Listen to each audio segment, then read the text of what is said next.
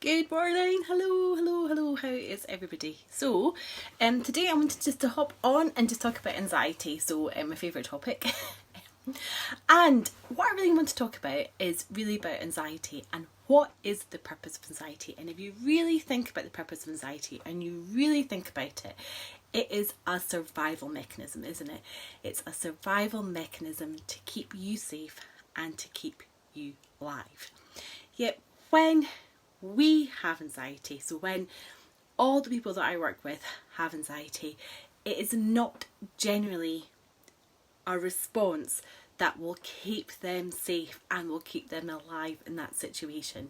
So yes, if you're in a car or something dreadful's happening to you're in a car and there's a near miss, yes, of course you're going to feel anxious, or something dreadful's happening to you, or there are times like where anxiety is absolutely the right response. Like if you're walking down a dark street at night, of course you're going to feel anxious. So these are absolutely the right times to have it.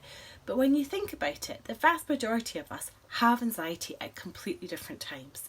So things like being late, going to like a new situation, things being like uncertain and unsure. So like over the last year, we've had to deal with like a whole 15 months plus of uncertainty, and that is really hard and can make us feel very anxious because we can't plan. It doesn't feel safe. We don't know what's happening. Driving to a new setting for some people, or even learning to drive for some people. A job interview, meeting up with people that you struggle with, like whether that's family or friends, and maybe you've seen something on social media and it's like created this like cascade of anxiety. So whether it's somebody's advice or somebody's thoughts about something, or maybe there's been an interaction or you've had an interaction with somebody on social media and it's making you feel anxious.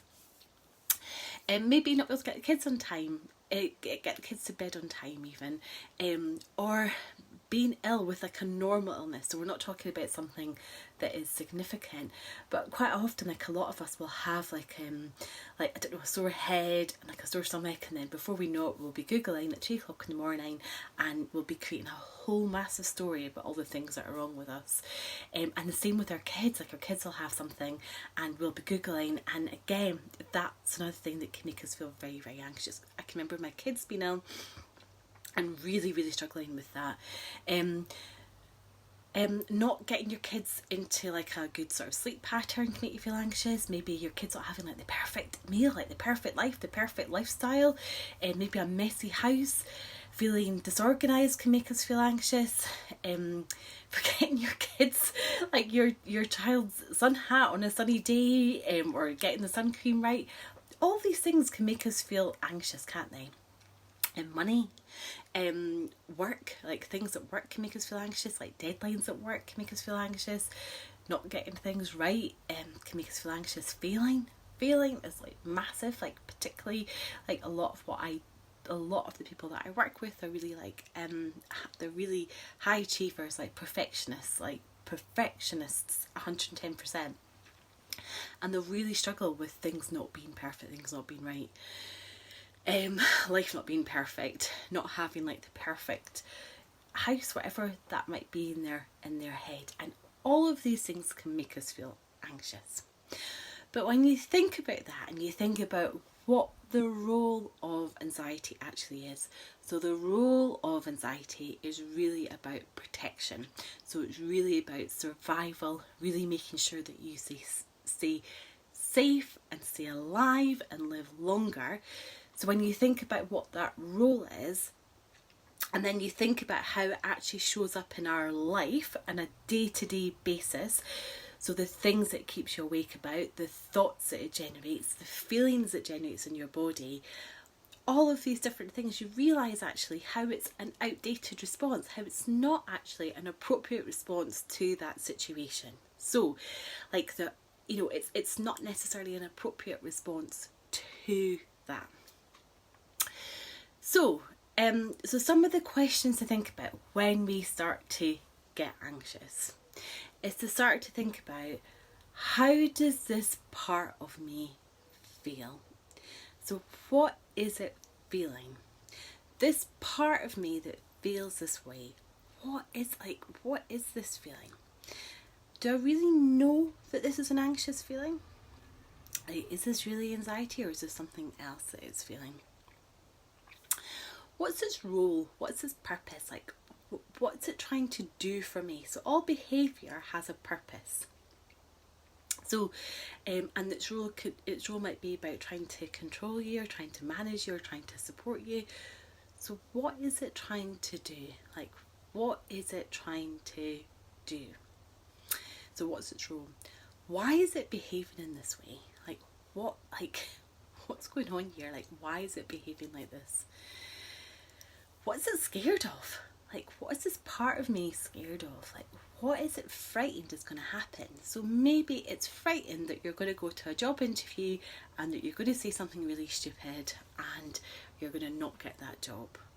So it's really good to sit and actually work with that, and actually sit and work out, well, if that's the situation, like what's the worst case scenario here? Like, what is really going to happen here? Like, what, like, you know, okay, I don't get the job, but it's not the end of the world, you know. It's not going to be like the end of the world. I'm still going to be safe. I'm still going to be okay. So what is it afraid is going to happen if it doesn't alert you? So what is it like? What is it frightened? So really working with a lot of those worst case scenarios. So, and what does it need to know? Like, what reassurance does it need to know? So like, what reassurance does this anxiety need to know? And then starting to identify some of these things using this like compassionate and gentle approach. Like, okay, I've heard you. You're nervous about this job interview. Okay, I've heard you. You're scared you're going to get this wrong. Okay, you think that you're failing at parenthood because your kids are going to bed too late. Okay, you didn't handle that situation very well. That's okay. You know, so what is it like? What is it? And using that sort of like gentle and compassionate approach, like, I've heard you. It's okay to feel that way. We're going to be okay. Here is the evidence to prove that everything is going to be all right. So really looking at an evidence-based approach, working with it.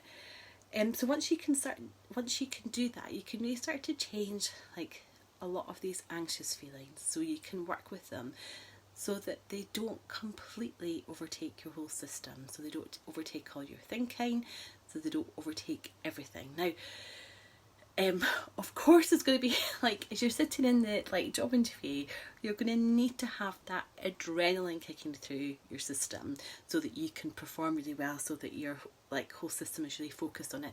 So I'm not saying it's about never having these feelings, never having this adrenaline, but that's completely different just before that job interview, having that feeling, rather than spending like 2 weeks a week every single night thinking about it, you know, again and again and again. So, and by working in this way, so working in a really sort of compassionate, gentle, curious approach, right, really working with this part of you that feels really anxious, then it allows you then to change those anxious thoughts and feelings in a way that doesn't just start happening then, but goes much longer to other scenarios. Because once you've managed to change that pattern, then when something happens, a new reaction happens rather than that reaction that you've had for all those years of your life. So, and this is a lot of what I'm going to be covering in the masterclass on the 24th of June. So I'll be covering a lot of this, and we'll be doing some journaling exercises and some of that curious investigation and compassionate approach to working with anxiety, and really working with the superhero part of you, because it is a superhero part of you, because it's trying to protect you from everything. So trying to protect you from anything that in any single way could have an impact on your life. So it's trying to have this really protective approach. So we're going to work with this protection so that it doesn't need to come in so quickly and so strongly. So I'll be giving you tools and techniques in this masterclass. And by coming to the masterclass, it means you completely change like that view of anxiety, and you'll gain such a huge insight into it. You'll be like, right, I know what's going on here. I know how to manage the situation now. So it's going to completely change it. So all those thoughts and feelings that you have all the time will start to dissipate, and you'll be able to manage them much more easily.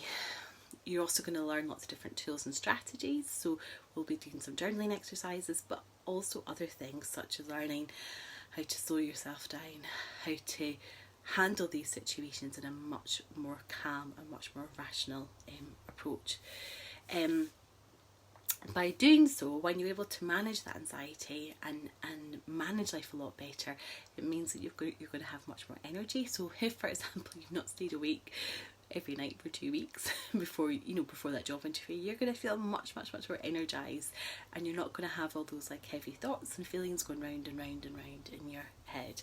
And you'll also stop avoiding situations and stop avoiding things, so you'll actually just start going into them. So people that I've worked with, like, they've avoided things, avoided conversations, avoided people, avoided situations, avoided everything because they've been so anxious, and it's caused all those feelings, but also caused other feelings, because that feeling of failure, because they're not able to handle these situations.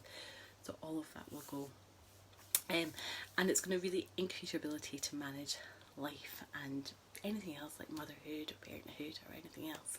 So if you don't have the details of the masterclass and you would like them, then drop me a message, and I'm really happy to get them through to you at some point today. So it's on Thursday the 24th of, I was going to say March, Thursday 24th of June.